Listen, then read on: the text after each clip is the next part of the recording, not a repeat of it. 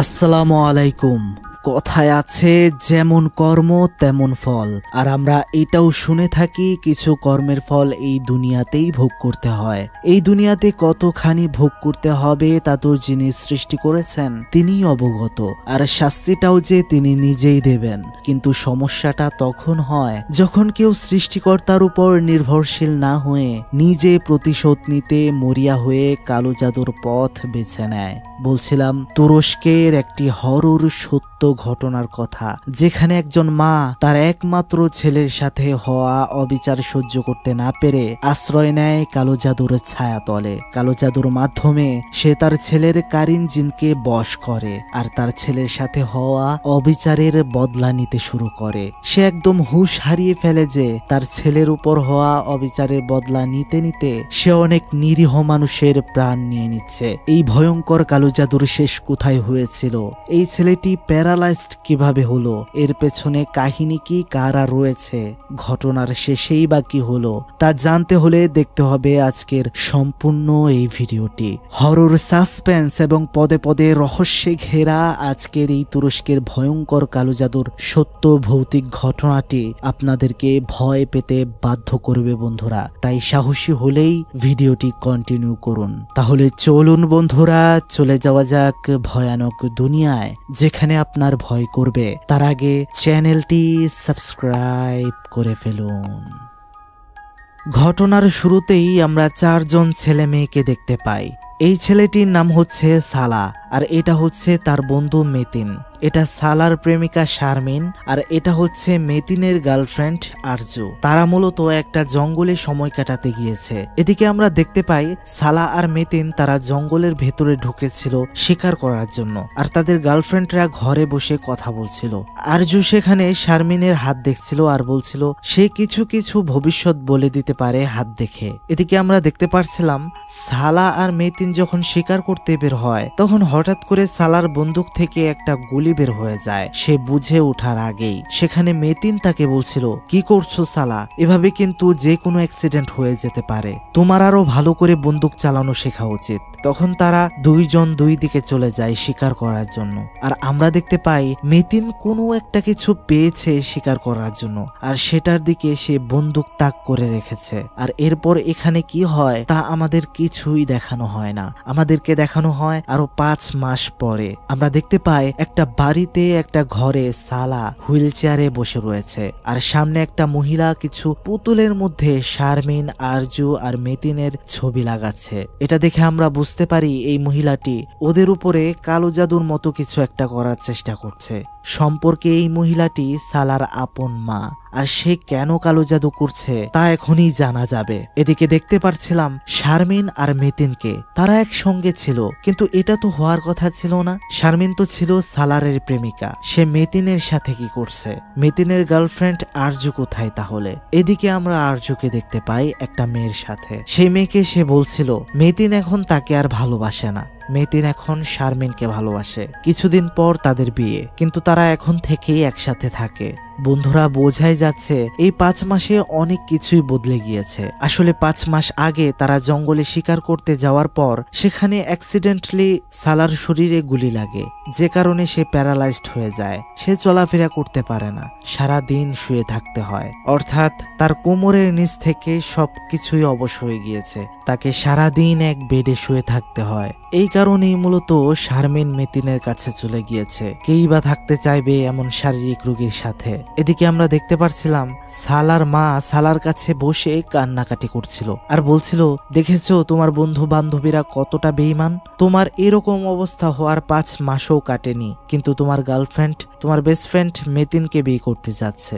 এটা কিভাবে সম্ভব? তারা এতটা বেঈমান কিভাবে হতে পারে? সে সালার হাত ধরে আর বলে, তোমার এই হাল করার জন্য অবশ্যই কোনো না কোনো ভাবে তারা দায়ী। আমি জানি না সেখানে কি হয়েছিল সেদিন, কিন্তু আমি তাদের শাস্তি দেবই। তুমি দেখে নিও। আসলে বন্ধুরা, যদিও সালা প্যারালাইজড, কিন্তু সে সব শুনতে পারতো এবং বুঝতে পারতো, শুধু কথাই বলতে পারতো না। কারণ আমরা এসব কথা শোনার পর তার চোখের মধ্যে পানি দেখতে পারছিলাম। এরপর আমরা দেখতে পাই তার মা আবার তার বন্ধু মেতিন আর তার প্রেমিকা শারমিন সহ আরজুর ছবি লাগানো পুতুল দিয়ে কিছু একটা করার চেষ্টা করছে। সালা সেখানে দেখছিল তার মা আজব আজব সব মন্ত্র জপ করে যাচ্ছিল। যাই হোক বন্ধুরা, খুব ভয়ানক কিছু একটা হতে চলেছে তা তো বোঝাই যাচ্ছে। এদিকে আমরা দেখতে পাই মেতিন শারমিনকে নিয়ে একটা হরর সিনেমা দেখছিল আর পপকর্ন খাচ্ছিল। তখনই সেখানে তার কাছে একটা কল আসে। কলটা করেছিল তার অফিসের একজন কর্মকর্তা। সেখান থেকে তাকে বলা হয় কাজের সাইটের মধ্যে কোনো একটা ঝামেলা হয়েছে, তাকে সেখানে যেতে হবে। সে জিজ্ঞেস করে সমস্যাটা কি, কিন্তু ওই পাশ থেকে কোনো উত্তর না দিয়ে ফোন কেটে দেওয়া হয়। সে একটু তাড়াহুড়া করে বাড়ি থেকে বের হয়ে যায়। এদিকে আমরা দেখতে পারি আরজু ঘুমের ওষুধ খাচ্ছে, মানে তার রাতে ঘুম হতো না। বুঝতেই পারছেন বন্ধুরা, প্রিয় মানুষ চলে গেলে কতটা বেদনায় থাকতে হয়। এদিকে আমরা দেখতে পারি গাড়ি নিয়ে কাজের সাইটে পৌঁছেছে মেতিন। বৃষ্টি পড়ছিল। গাড়ি থেকে নেমে সে সেই ওয়ার্কারকে কল দেয় যে তাকে কল দিয়ে এখানে আসতে বলেছিল। কিন্তু আজব বিষয় হচ্ছে, সেই ওয়ার্কারটি বলে সে তো মেতিনকে কলই দেয়নি। মেতিন তখন অবাক হয়ে যায়। সে বলে, তুমি কি এত রাতে আমার সাথে মজা করছো?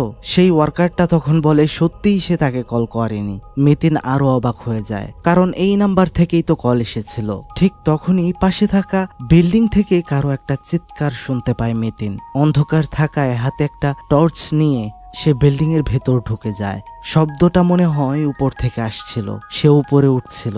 সেখানে কিছু অদ্ভুত শব্দ পেয়ে ভয় পেয়ে যাচ্ছিল সে। তাও সে রুমগুলো খুঁজে দেখছিল কেউ কি কোনো বিপদে পড়েছে কিনা। তখন পাশের একটা রুমে ঢুকে সে দেখতে পায় বালু দিয়ে যেন কেউ কিছু একটা ঢেকে রেখেছে। তখনই সে বুঝতে পারে সেই বালুর ভেতরে রয়েছে একটা কফিন, আর যেটার ভেতর থেকে জীবিত কেউ একজন তাকে বলছে কফিনটা খুলতে। মেতিন ভয় পাচ্ছিল। তখন সে মনে করে তার সাহায্য করা উচিত। ভেতর থেকে কেউ সাহায্য চাইছিল। সে বালুগুলো সরাতে শুরু করে। বালুগুলো সরিয়ে যখন সে কফিনটা ওপেন করে, সে ভয়ে ছিটকে পড়ে যায়। কারণ কফিনের ভেতরে ছিল এক ভয়ঙ্কর চেহারার সালা। পুরো মুখে লেগেছিল পচা রক্ত মাংস। বোঝাই যাচ্ছিল শরীর যেন পচে গিয়েছে। তার কি অদ্ভুত ভয়ঙ্কর চাহনি, এটা দেখে মেতিন খুবই ভয় পেয়ে যায় এবং সালার সাথে সে একটা বৃদ্ধ লোককেও দাঁড়িয়ে থাকতে দেখতে পায়। তখনই তার পাশ থেকে সালার মা আসে। তার চেহারাটাও ছিল খুবই ভয়ানক। সে মেতিনকে বলছিল, চিনতে পারছো তাকে? সে অনেকদিন ধরে এভাবেই মৃত লাশের মতো পড়ে রয়েছে, তুই কি চিনতে পারছিস? মেতিন তখন অসম্ভব ভয় পাচ্ছিল। সে সহ্য করতে পারছিল না এসব এবং প্রচন্ড ভয়ে নিজেকে লুকানোর চেষ্টা করছিল। তখন হঠাৎ করেই আবার পরিস্থিতি স্বাভাবিক হয়ে যায়। সেদিন রাতে আর্য তার নিজের ঘরে বসে বই পড়ছিল। তখনই কে যেন দরজার মধ্যে নক করে। সে ধীরে ধীরে এগিয়ে যায় এবং দরজার ছিদ্রের মধ্যে চোখ দিয়ে সে দেখতে পায় সালা আর তার মা এখানে দাঁড়িয়ে রয়েছে। তারা তখন চলে যাচ্ছিল। মহিলাটি বলছিল, চলো বাবা। সে হয়তো দরজা খুলবে না, সেও স্বার্থপর। আর্য যখন তাদের কথা কান পেতে শুনছিল, সে আবার যখন দরজার ছিদ্র দিয়ে চোখ রাখে, তখনই সে দেখতে পায় তারা দুজন দরজার একদমই সামনে লেগে দাঁড়িয়ে রয়েছে। এটা হঠাৎ করে দেখে আর্য খুবই ভয় পেয়ে যায়। কিছুক্ষণ পর সে দরজা খুলে, তখন সেখানে কেউ ছিল না। সে অবাক হয়ে যায়। সে যখন দরজা বন্ধ করে ওই পাশে ফিরে, সে দেখতে পারে হুইল চেয়ারে বসে রয়েছে ভয়ঙ্কর অভয়ব সালা, যার চোখ দেখতে খুবই ভয়ঙ্কর লাগছিল আর চাহনি যেন গায়ে শিহরণ জাগিয়ে দেওয়ার মতো। ঠিক তখনই তার পেছন থেকে সালার মা ভয়ানক রূপে তাকে বলছিল, চিনতে পারছিস তাকে? তোদের কারণেই তারা যে এই দশা, এর পরিণাম তোদের ভোগ করতেই হবে। সেখানে খুব ভয়ানক ভাবে সালা চিৎকার করছিল। তখন এক ঝটকাতেই পরিবেশটা আবারও ঠিক হয়ে যায়। সেদিন রাতে আমরা দেখতে পাই শারমিন ঘরে বসে রয়েছে আর সে কিছু ছবি দেখছিল। ঠিক তখনই বাইরে থেকে অদ্ভুত ভাবে মেতিন তাকে ডাকছিল। সে বিছানা থেকে উঠে সিঁড়ি দিয়ে নিচে নেমে আসে। সেখানে তার চোখ যায় সামনের দেয়ালে থাকা একটি অদ্ভুত পেইন্টিং এর উপর, যেটার মধ্যে ছোট ছোট মার্বেল লাগানো ছিল। হঠাৎ করে সেখান থেকে এমনিতেই একটা মার্বেল খুলে পড়ে যায়। সে হাত দিয়ে আরেকটা মার্বেলে ধরতেই সেটাও পড়ে যায়। সে যখন তার সাইডে দেখে, সে ঠিক থাকতে পারে না, চিৎকার করে ওঠে। সেখানেও এসেছিল সেই ভয়ঙ্কর অভয়ব সালা, যার চেহারা ছিল বিভৎস রকমের। সেটা তাকে বলছিল, তুই তুই কেন আমাকে ছেড়ে চলে গিয়েছিস? কেন তুই আমাকে ধোঁকা দিলি শারমিন? সে চিৎকার করতে শুরু করে। সে এত ভয় পেয়ে যায় যে সে এক চিৎকারে ঘুম থেকে উঠে যায়, অর্থাৎ এটা একটা স্বপ্ন ছিল। এই স্বপ্নের কথা শারমিন মেতিনকে বলে। সে বলে সে স্বপ্নে সালাকে দেখেছে, তার মনে হচ্ছে সালা তাকে ক্ষমা করবে না। মেতিনের সাথে হয়তো সম্পর্কে জড়ানো তার উচিত হয়নি। তখন আমরা দেখতে পাই মেতিন সেখানে খুবই ইমোশনাল হয়ে যায় আর বলে, তুমি কি আমাকে ভালোবাসো না? শারমিন সেখানে বলছিল, ভালোবাসি বলেই তো তোমার কাছে এসেছি সালাকে ছেড়ে। এদিকে আমরা দেখতে পাই একটা বদ্ধ রুমে সালার মা সেই পুতুলগুলোর কাছে গিয়ে কথা বলছিল, যে পুতুলগুলোর মুখে সালার বন্ধু আর প্রেমিকার ছবি লাগানো ছিল। সেই পুতুলগুলো সে ঝুলিয়ে রেখেছিল। সেখানে সে বলছিল, আমার ছেলের সাথে অবিচার করার জন্য তোদের প্রত্যেককেই ভয়ানক থেকে ভয়ানক শাস্তি পেতে হবে। তোদেরকে আমি শান্তিতে বাঁচতে দেব না। সেদিন সকালবেলা দরজায় কলিং বেল বাজতেই শারমিন দরজা খোলার পর সেখানে মেতিনের আগের গার্লফ্রেন্ড আরজু আসে। শারমিন সাথে সাথে দরজা লাগিয়ে দিতে যায়, কিন্তু আরজু আটকায় আর বলে, তুমি কিভাবে আমার সুখ নষ্ট করতে পারো? এটা তুমি একদম ঠিক করোনি। আমরা দেখতে পাচ্ছিলাম সেখানে শারমিন বলছিল, তুমি এখানে কেন এসেছো? মেতিন তো তোমাকে আর ভালোবাসে না, সে আমাকে ভালোবাসে, তাই আমাকেই বিয়ে করবে। তোমাকে যেন এই বাড়ির আশেপাশেও আমি আর না দেখতে পারি। এখন এটা বলতেই আরজু অনেক রেগে যায় আর শারমিনের মুখে থুথু মেরে সেখান থেকে চলে যায়। এদিকে আমরা দেখতে পাচ্ছিলাম অসুস্থ সালার কাছে দুইজন মহিলা বসে কোরআন তেলাওয়াত করছিল। তখন সেখানে সালার মা আসে আর তাদেরকে চলে যেতে বলে। সে সেখানে একটা ট্যাপ রেকর্ডার চালিয়ে দেয়, যেখান থেকে খুব অদ্ভুত রকমের শব্দ হচ্ছিল আর সালার মা কিছু একটা মন্ত্র পড়ছিল আর সালার মাথায় হাত বুলিয়ে দিচ্ছিল।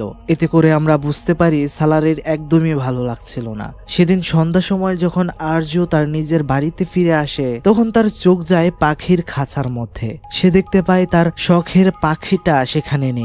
সে অস্থির হয়ে যায়। সে তার মাকে গিয়ে বলে, তার পাখিটা খাঁচার মধ্যে নেই, কোথায় গিয়েছে? সে তো ঠিকই খাঁচার দরজা মেরে গিয়েছিল। তখন সে দেখতে পারে পেছন দিয়ে পাখিটা উড়ে যাচ্ছে আর পাখিটা উঠতে উঠতে স্টোর রুমের ভেতরে যায়। আরজু সেখানে গিয়ে খুঁজতে শুরু করে। সেখানে কোনো লাইট না থাকায় সে ভালো করে দেখতে পারছিল না। সেখানে সে লাইট জ্বালানোর পর তার পেছনে আমরা কেউ একজনকে দেখতে পারি যে খুবই ভয়ানক ছিল। সে পিছনে ফিরেও কাউকেই দেখতে পায় না। সে ভাবে হয়তো সামনে থাকা কাঠের বক্সের নিচে পাখিটা গিয়েছে। সেখানে সে হাত বাড়ায়। সে বোঝে কিছু একটা যেন তার হাতে লেগেছে। সেটা সে বের করে, কিন্তু সেটা পাখি ছিল না। সে তখন তার মোবাইলের ফ্ল্যাশ লাইটটা অন করে আর আবারও সেখানে মাথা ঢোকায়। সেখানে সে ভয়ানক অবয়ব সালারকে দেখে খুবই ভয় পেয়ে যায়। সেটা তার হাত ধরে তাকে বলছিল, সবশেষে তুইও আমাকে ভুলে গেলি। আমি মনে করেছিলাম তুই অন্তত ভালো, কিন্তু একবারও আমার খবর নিতে আসলি না। সে চিৎকার দিতেই সেটা তার হাত ছেড়ে দেয়। তার মাথা কাঠের নিচ থেকে বের করার পর সে দেখতে পারে তার পেছনে তার মা দাঁড়িয়ে রয়েছে আর বলছে, তুমি কি অন্ধ হয়ে গিয়েছো? পাখি তো খাঁচার ভেতরেই ছিল। এখন এটা দেখে সে খুবই অবাক হয়ে যায়। আর এই সব বন্ধুরা কি কারণে হচ্ছে তা তো বুঝতেই পারছেন। এই সব কিছুই হচ্ছে সালার মায়ের জন্য, কারণ সে তাদের উপর ভয়ঙ্কর কালো জাদু করছিল। সেদিন রাতে আমরা দেখতে পাই শারমিন যখন ঘুমিয়ে পড়েছে, মেতিন সেখান থেকে উঠে বাহিরে কোথাও যেন একটা চলে যাচ্ছিল। তখনই বাড়ির ওপাশে সুইমিং পুলের কাছ থেকে কিছু একটা অদ্ভুত শব্দ শুনতে পায় সে যখন ধীরে ধীরে সেইখানে এগিয়ে যায়, সেখানে বাগানের কাছে যেতেই কিছু একটা পেছন থেকে তাকে ধাক্কা দেয় আর সে সেখানে ধাক্কা খেয়ে পড়ে যায় মাটিতে। তার একটা হাত পুরোপুরি ঢুকে যায়, যেটা সে কোনোভাবেই বের করতে পারছিল না। তার চোখ যখন সামনে পড়ে সে দেখতে পারে সামনে রয়েছে অদ্ভুত ভয়ঙ্কর অভয়পের মতো দেখতে শারমিন, যে সম্পূর্ণ উল্টো হয়েছিল। সেটা ভয়ঙ্কর ভাবে তার দিকে এগিয়ে আসছিল। এটা দেখে সে খুবই ভয় পাচ্ছিল। একদিকে তো তার হাত ফেসে আছে মাটির নিচে, অন্যদিকে সেই ভয়ঙ্কর জিনিসটা তার দিকে এগিয়ে আসছে। সে কি করবে বুঝতে পারছিল না। সেটা তখন একদম তার সামনে চলে আসে আর সেটা ভয়ঙ্কর কণ্ঠে বলছিল, তুই কেন আরজুকে রেখে আমার সাথে থাকতে শুরু করেছিস? সালা এই বিষয়ে অনেক কষ্ট পেয়েছে, তোকে ছাড়বো না। তখন হঠাৎ করেই আচমকা সব ঠিকঠাক হয়ে যায়। তার সামনে থেকে সেই ভয়ঙ্কর শারমিনের অভয়বটা চলে যায়। তার হাত মাটি থেকেও উঠাতে সক্ষম হয় সে। এদিকে হঠাৎ করে ঘুম ভেঙে যায় শারমিনের। সে তার আশেপাশে চেয়ে দেখে এখানে মেতিন নেই। বাইরে থেকে যেন কিসের একটা শব্দ আসছিল, মনে হচ্ছিল তাদের ঘরের ওপর যেন কিছু একটা হচ্ছে। সে তখন বিছানা থেকে উঠে সেই শব্দটা শুনে খুবই ভয় পাচ্ছিল। সে যখন পা বাড়াতে যাবে তখন একটা ভয়ঙ্কর হাত তার পা ধরতে চায়, কিন্তু ধরতে পারে না। সে তার পাটা সরিয়ে নেয়। সে খুবই আতকে ওঠে। ওদিকে শব্দটা ধীরে ধীরে তীব্র হচ্ছিল খুবই। সে সহ্য করতে না পেরে তার কান ধরে ফেলে, তাও কাজ হচ্ছিল না। সে যখন তার পা আরেকটু বাড়ায় সেখানেও একটা ভয়ঙ্কর হাত তার পাটা ধরতে চায়। সে আবারও তার পা সরিয়ে নেয়। সে যখন সেখান থেকে পালাতে যাবে দ্বিতীয় পা ফেলার আগেই তার পায়ের নিচে এসে পড়ে সালারের ভয়ঙ্কর চেহারার অবয়ব। এটা দেখে সে সেখানেই পড়ে যায় আর ভয়ে নিজেকে সামলাতে চেষ্টা করে। সে এতটাই ভয় পেয়ে গিয়েছিল যে তখন সেখানে মেতিন আসে, কিন্তু মেতিনকে দেখেও সে খুবই ভয় পাচ্ছিল। এক কথায় সে আর কাউকে বিশ্বাস করতে পারছিল না। মানে আরজু সহ তাদের জীবনও খুবই দুর্বিষহ হয়ে উঠেছিল। শান্তি একদম চলে গিয়েছিল তাদের জীবন থেকে। দেখুন বন্ধুরা, কালো জাদু কতটা ভয়ঙ্কর হতে পারে, যদিও এর থেকে খাতারনাক ভয়ঙ্কর হতে চলেছে এটা। এদিকে আমরা দেখতে পারছিলাম এতটুকু ভয় দেখিয়েও তাদের অশান্তিতে রেখেও সালার মা ক্ষান্ত হয় না। সে তাদের বাড়িতে একটা কবিরাজকে নিয়ে আসে যেন সে আরো ভয়ঙ্কর কালো জাদু শিখতে পারে আর প্রতিশোধ নিতে পারে। এই কবিরাজ তাকে বলছিল, তুমি সবকিছু ভেবে নিয়েছো তো? তুমি যে জাদু শিখতে চাইছো এটা কোনো সাধারণ জাদু নয়, এটা করা খুবই কঠিন। যদি তুমি এই জাদু ঠিকঠাক মতো করতে না পারো তাহলে তোমার উল্টো অনেক খারাপ হয়ে যাবে কিন্তু। আর এই জাদুটা করতে হলে কিন্তু অবশ্যই তোমাকে শয়তানের কাছে কাউকে বলি দিতে হবে। আর এটা যদি তুমি করতে পারো তাহলে এই কালো জাদুর ফল তোমার ছেলে সালা ভোগ করতে পারবে। সব শুনে বেশি কিছু না ভেবে সালার মা রাজি হয়ে যায়। আর সেই কবিরাজকে সে অনেকগুলো টাকা দেয় সেই ভয়ঙ্কর কালো জাদু শিখিয়ে দেওয়ার জন্য। সেই লোকটা একটা কালো জাদুর বই বের করে আর সালার মাকে এসব শিখিয়ে দিতে শুরু করে। এখন বন্ধুরা, আপনাদেরকে আমি ক্লিয়ার করি যে সে মূলত কি কালো জাদু শিখতে চাইছে। আপনারা আগে থেকেই জানেন যে সালার তার বন্ধু মেতিনের সাথে শিকার করতে যাওয়ার পর থেকেই হঠাৎ করে কোনো এক কারণে বডির নিচ থেকে সে প্যারালাইজড হয়ে গিয়েছে।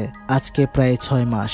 অর্থাৎ ডাক্তার তাকে বলে দিয়েছে সে কখনো আর বিয়ে করতে পারবে না, সে শারীরিকভাবে ফিট না। তাই তার মা সেই কালো জাদু শিখছে।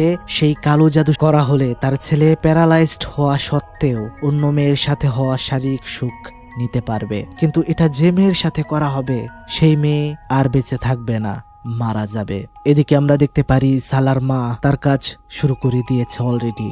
অর্থাৎ সে বাইরে গিয়ে একটা গরিব মেয়েকে তার বাড়িতে কাজের অফার দিয়ে তার বাড়িতে নিয়ে আসে কাজ করার জন্য।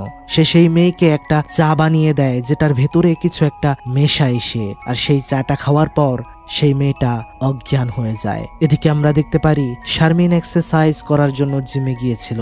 জিম করে সে যখন তার কাপড়গুলো নিতে তার নিজস্ব বাক্সটা খুলতে যায়, সে সেখানে পাসওয়ার্ড ঠিকিয়ে দিচ্ছিল কিন্তু কাজ হচ্ছিল না কোনো। তখন হঠাৎ করে তার পেছন থেকে একটা বল পড়ে যায়। সে সেই বলের দিকে তাকায়। যখনই সে সামনের দিকে ফিরে সে খুবই ভয় পেয়ে যায়। তার সামনে ভেসে ওঠে একটা ভয়ঙ্কর অভয়বের মুখ। অবশ্য নিমেষেই সব স্বাভাবিক হয়ে গিয়েছিল। সে বাড়িতে ফেরার পরও তার সাথে ভয়ঙ্কর সব ঘটনা ঘটতে থাকে। এদিকে আমরা দেখতে পারি সেই বেহুশ হয়ে যাওয়া মেয়েটিকে হুইল চেয়ারে বসিয়ে সালার মা একটা বদ্ধ রুমে নিয়ে যায়। মেয়েটিকে সাদা কাপড় পরিয়ে দেওয়া হয়। সেখানে সালাকেও সেই মেয়ের মুখোমুখি বসিয়ে দেওয়া হয়। সেই মেয়ের 2 হাত বেঁধে মেয়েটির জিব্বা থেকে কিছু দড়ি লাগিয়ে অপর পাশে সেই দড়িগুলো সালারের জিব্বায় বেঁধে দেওয়া হয়। সেই মেয়েটির কাঁধে সালার মা কিছু একটা নকশা আঁকতে থাকে, সাথে কালো জাদুর মন্ত্র উচ্চারণ করতে থাকে। আর ঠিক তখনই সালা আর সেই মেয়ে ভয়ঙ্কর ভাবে কাঁপতে শুরু করে। সালার মা মন্ত্র উচ্চারণ করতেই থাকে। হঠাৎ করে সেখানে থাকা সব আলো নিভে যায়, কেবলমাত্র জ্বলেছিল মোমবাতিগুলো। সালার মা তখন মেয়েটাকে চেক করতে যায় আর সে বুঝতে পারে মেয়েটির ভবলীলা সাঙ্গ হয়েছে। অর্থাৎ সালাকে শারীরিক মেলামেশার স্বাদ পাইয়ে দিতে সক্ষম হয়েছে তার মা। এদিকে আমরা দেখতে পাই আর্য তার স্বপ্নে খুব ভয়ঙ্কর আজে বাজে দেখছিল, যেগুলো সহ্য করার মতো না, সে একদমই সহ্য করতে পারছিল না। অন্যদিকে মেতিন যেখানেই যাচ্ছিল সেখানেই ভয়ঙ্কর ভাবে তার সামনে সালা হাজির হচ্ছিল। সে বাড়ি ফেরার পরও তার আশেপাশেই ছিল ভয়ঙ্কর সালা আর একটা বৃদ্ধা লোক। বন্ধুরা, আপনাদের হয়তো অনেক মনে প্রশ্ন জাগছে যে এই বৃদ্ধ লোকটি আসলে কে। ঘটনায় অনেক সময় আমরা তাকে দেখতে পেরেছি। এই লোকটিকে তা আমরা খুব দ্রুতই জানতে পারবো। তাই ধৈর্য ধরে এতক্ষণ যারা ভিডিওটি দেখেছেন তাদেরকে অসংখ্য ধন্যবাদ জানাচ্ছি। আর আপনি যদি এই চ্যানেলটি সাবস্ক্রাইব করে না থাকেন তাহলে প্লিজ সাবস্ক্রাইব করে ভিডিওটি কন্টিনিউ করতে থাকুন। পরিশ্রমের মূল্য তো একটু দিতেই পারেন, তাই না? যাই হোক, আমরা সেদিন দেখতে পাচ্ছিলাম সালারকে দেখার জন্য আর্য তার বাড়ির সামনে গিয়েছে এবং সে বাড়িতে ঢোকার পর দরজার সামনে ডাস্টবিনে সে তার ছবি দেখতে পায়। এখন বন্ধুরা, আমরা তো জানি যে এই ছবিগুলো কি কাজে ব্যবহার হয়েছে, কিন্তু আর্য সেখানে কিছুই বুঝতে পারছিল না। সে কিছুই ভেবে পাচ্ছিল না যে তার ছবি এখানে কি করছে। তখনই দরজা খুলে সালার মা। দরজা খোলার পর তাকে ভেতরে ঢোকায়। তারা কথা বলতে থাকে। সেখানে সালার মা আর্যকে জিজ্ঞেস করছিল, মেতিন তোমাকে ছেড়ে শারমিনকে কেন বিয়ে করেছে? আর আমি যতদূর জানি সে শারমিনকে বিয়ে করার আগেই তার সাথে থাকা শুরু করেছে। আর্য এসব বিষয়ে কথা বলতে চাইছিল না। আর আমরা বুঝতে পারছিলাম আর্য এখনো প্রচন্ড ভাবে মেতিনকে পছন্দ করে। এদিকে আমরা দেখতে পারছিলাম খাবার পুরোটা শেষ না করেই মেতিন উঠে চলে আসছিল। তার মনে যে শান্তি নেই, সে চলে আসে সালারের বাড়ির সামনে তাকে দেখার জন্য। কিন্তু সে বাড়িতে ঢুকতে পারে না। একটা আওয়াজ তাকে বলছিল, আমি তোর জন্য অপেক্ষা করছি, তুই আমার কাছে দ্রুত চলে আয়। আমি যেখানে প্যারালাইজড হয়েছিলাম তুই সেখানে আয়, আমি তোর জন্য অপেক্ষা করছি। এখন এটা শোনার পর মেতিন আর বাড়িতে ঢুকতেই পারে না, সে সেখান থেকে চলে যায়। এদিকে আমরা দেখতে পাই সালার মা আরজুর জন্য একটা চা বানিয়ে এনেছে, যার মধ্যে কিছু একটা মিশিয়ে দিয়েছিল সে। তা তো আমরা বুঝতেই পারি। আরজ যখন সেটা খেতে যাচ্ছিল, কিন্তু সালারের মুখ দেখে আমরা বুঝতে পারছিলাম সে কিছু বলতে চাইছিল আরজুকে। মনে হয় এটাই বলতে চাইছিল যাতে সে চাটা না খাক, কিন্তু আরজ সেটা বুঝতে পারে না, খেয়ে ফেলে। আর সাথে সাথেই সে অজ্ঞান হয়ে যায়। এদিকে আমরা দেখতে পাই সালার মা তার বদ্ধ রুমে গিয়ে 3টা পুতুলের মধ্যে আরজুর পুতুলটা আলাদা করে সরিয়ে রাখে। মেতিন আর শারমিনের পুতুল একসাথে রেখে দিয়ে একটা কাঠি ভেঙে মেতিনের পুতুলের গলায় ঢুকিয়ে দেয়, আর শারমিনের পুতুলের সামনে সে একটা কাঠি ভেঙে দেয়। আর এটা কেন করছে সে, তা আমরা একটু পরেই বুঝতে পারবো বন্ধু। এদিকে আমরা দেখতে পারি বাড়িতে যখন একা ছিল শারমিন, তখন দরজায় কলিং বেল বাজতেই সে এসে দরজা খুলে দেখতে পারে একটা মহিলা এসেছে। সেই মহিলাটি এসে দাবি করে সে মেতিনের আপনজন। শারমিন সেই মহিলাটির জন্য নাস্তা আনতে যায়, কিন্তু কোনো এক কারণে সে ফিরে এসে দেখতে পারে সেই মহিলাটি ঘরের মধ্যে এক জায়গায় বসে কিছু লাকড়িতে আগুন ধরিয়ে দিয়েছে আর মন্ত্র পড়ছে, তার সাথে কাঠি ভাঙছে। সে যতবার কাঠি ভাঙছিল ততবার তার প্রভাব পড়ছিল শারমিনের উপর, অর্থাৎ কাঠি ভাঙার সাথে সাথে শারমিনের শরীরের ভেতর হাড়গোড়গুলো সব ভেঙে গুড়িয়ে যাচ্ছিল, কাঠের মতো ভেঙে যাচ্ছিল শারমিন। অবশেষে তার ভেতরে থাকা সব হাড়গোড় ভেঙে যাওয়ার পর সে বিভৎসভাবে মাটিতে লুটিয়ে পড়ে, অর্থাৎ সে একেবারে খতম হয়ে যায়। আর এদিকে আমরা দেখতে পারি মেতিন সালার বাড়ি থেকে সরাসরি সেই জঙ্গলে গিয়েছে, যেখানে সে তার প্রেমিকা আর সালারের সাথে ঘুরতে এসেছিল। সেখানে যাওয়ার পর থেকেই তার মাথায় পুরনো কিছু কথা মনে আসতে থাকে, যে এখানে এসে তারা কি করেছিল। তখনই হঠাৎ করে ধাক্কা মেরে সালার মা তাকে হুইল চেয়ারে বসিয়ে দেয় আর তাকে একটু সামনে নিয়ে যায়। সে সামনে গিয়ে দেখতে পারে একটা বৃদ্ধ লোক, সেখানে একটা বিছানায় শুয়ে রয়েছে সালা। তাকে দেখতে খুবই ভয়ঙ্কর লাগছিল। আর সেই বৃদ্ধ লোকটি একটা দড়ি ছুরি দিয়ে কাটতে শুরু করে। সে যখন উপরে তাকায় যে কেন সে দড়ি কাটছে, সে খুবই ভয় পেয়ে যায়। উপরে ছিল একটা অনেক ওজনের গাছের অংশ, যার মধ্যে ছিল অনেক অনেক ধারালো কাঠ, যেটা একটা দড়ি দিয়ে আটকানো ছিল, আর সেটাই মূলত বৃদ্ধ লোকটি কাটছিল। সেটা কাটার পর তখনই সেটা উপরে পড়ে যায় মেতিনের, আর মেতিনের খুব বিভৎসভাবে ভবলীলার সাঙ্গ হয়। এদিকে আমরা দেখতে পারি সালার মা সালাকে আর আরজুকে সেই বদ্ধ ঘরে নিয়ে গিয়ে সামনাসামনি বসায়, আর ঠিক আগের মেয়ের মতোই আরজুর জিব্বা থেকে কিছু দড়ি নিয়ে সেটা সংযুক্ত করা হয় সালার জিব্বার সাথে। আর ঠিক আগের মতোই আরজুর পিঠেও সেই মহিলাটি কালো জাদুর নকশা আঁকতে শুরু করে। আর তারপর সালার মা সেখানে মন্ত্র পড়তে শুরু করে। সালা সহ আরজু কাঁপতে শুরু করে ভয়ঙ্কর ভাবে। সালার মা মন্ত্র পড়েই যাচ্ছিল। আরজুর জান যখনই বের হয়ে যাবে ঠিক তখনই সালা এসে তার মাকে একটা কেচি দিয়ে আঘাত করে আর মেরে ফেলে। অর্থাৎ সালা সুস্থ হয়ে যায়, সে বাঁচিয়ে নেয় আরজুকে, কিন্তু তখনও সে কথা বলতে পারছিল না। আমরা তার মুখ থেকেই শুনতে পারি বাকি ঘটনা। কিন্তু আরো 3 মাস পর সেখানে সেই জঙ্গলের রহস্য আমাদেরকে জানানো হয়, আমাদেরকে দেখানো হয় সেই জঙ্গলে যখন তারা 2 বন্ধু শিকার করতে যায় তখন মেতিন কোনো একটা জন্তুকে দেখে আর তার বন্দুক তাক করে। সে গুলি করার পর সেই জন্তুটার কাছে যাওয়ার পর সে দেখতে পারে সেটা কোনো জন্তু ছিল না, সেটা ছিল একটা বৃদ্ধ লোক। বুঝতে পেরেছেন বন্ধু? এই কারণেই মূলত আমরা এই বৃদ্ধ লোকটাকে সব সময় দেখেছি সালার সাথে, যেখানে সে মেতিনকে ভয় দেখাতো। আর এই বৃদ্ধ লোকটি শুধু কিন্তু মেতিনকেই ভয় দেখাতো, অন্য কাউকে না। যাই হোক, সেই লোকটিকে মেরে ফেলার পর সেখানে এটা সালা গিয়ে দেখে ফেলে আর সে সাহায্যের জন্য কিছু মানুষকে কল দিতে চায়, কিন্তু সেখানে মেতিন তাকে অনেকভাবে জোর করছিল সে যেন কাউকে কল না দেয়। কাউকে যদি জানানো হয় তাহলে মেতিনকে সবাই দোষারোপ করবে, শাস্তি দেবে, যদিও মেতিন এটা ইচ্ছা করে করেনি। কিন্তু সালা ছিল খুবই ভালো মন মানসিকতার একজন মানুষ।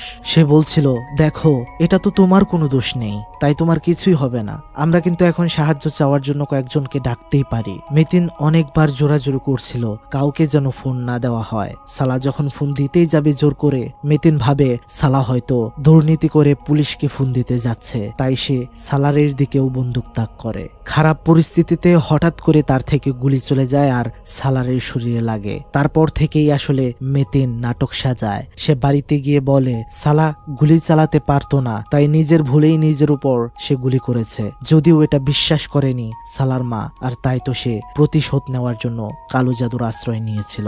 আর সেটা কত ভয়ঙ্কর ভাবে সে করেছে তা তো আমরা দেখতেই পারছিলাম। একটা বিষয় নোটিস করেছেন? আমরা দেখছিলাম শারমিনের পুতুলের সামনে সালার মা একটা কাঠি ভেঙেছিল, পরবর্তীতে কিন্তু কাঠি ভাঙার সাথে সাথে শারমিনও ভেঙে গিয়ে মরে গিয়েছে। আর একটা কাঠি সে মেতিনের পুতুলের ভেতর ঢুকিয়ে দিয়েছিল, মেতিনেরও কিন্তু সেভাবেই মৃত্যু হয়েছে। এখানে এই প্রক্রিয়াটাকে বলা হয় কালো জাদুর পুতুল, অর্থাৎ এটাকে অনেকে ভুডু ডল হিসেবে বলে থাকে। এই ভুডু ডলের বিষয়ে আপনি কতটুকু জানেন তা কিন্তু অবশ্যই কমেন্ট বক্সে জানিয়ে দেবেন। আর এই ঘটনাতে মূলত আমরা যে ভয়ঙ্কর অবয়বগুলোকে দেখতে পেরেছি সেগুলো ছিল তাদেরই কারিন জিন, যাদেরকে দিয়ে এসব করিয়েছে সালার মা। অন্যদিকে সালা খুব ভালো মন মানসিকতার হওয়ার কারণে সে তার মায়ের অন্যায়কে প্রশ্রয় দেয়নি। এসব কর্মকাণ্ড শেষ করার জন্য সে তার মাকে মেরে দিয়েছে, কারণ তার মা ভুলে গিয়েছিল কারো জীবন নিয়ে কোনোদিন কেউ সুখী হতে পারে না। ঘটনার শেষে আমাদেরকে একটা হাদিস দেখানো হয়, যেটার অর্থ হচ্ছে এমন: যদি আসমান ও জমিন অন্যায়ভাবে একজন মানব বান্দার রক্ত ঝরাতে অংশগ্রহণ করত তাহলে আল্লাহ তাদের উভয়কেই জাহান্নামে নিক্ষেপ করতেন। যাই হোক, পরিশেষে এই সম্পূর্ণ ঘটনাটি আপনাদের কেমন লেগেছে তা অবশ্যই কিন্তু কমেন্ট বক্সে জানিয়ে দেবেন। লাইক, সাবস্ক্রাইব এগুলো আপনাদের কাছ থেকে পাওনা রয়ে গেল। আমি আপনাদের প্রতি বিশ্বাস রাখি আপনারা তা করবেন। আর যদি সাবস্ক্রাইব করে না থাকেন তাহলে অনেক কিছু মিস করতে যাচ্ছেন। কিছু মিস করতে না চাইলে অবশ্যই সাথে থাকতে হবে। যাই হোক বন্ধুরা, আজকের মতো বিদায় নিচ্ছি।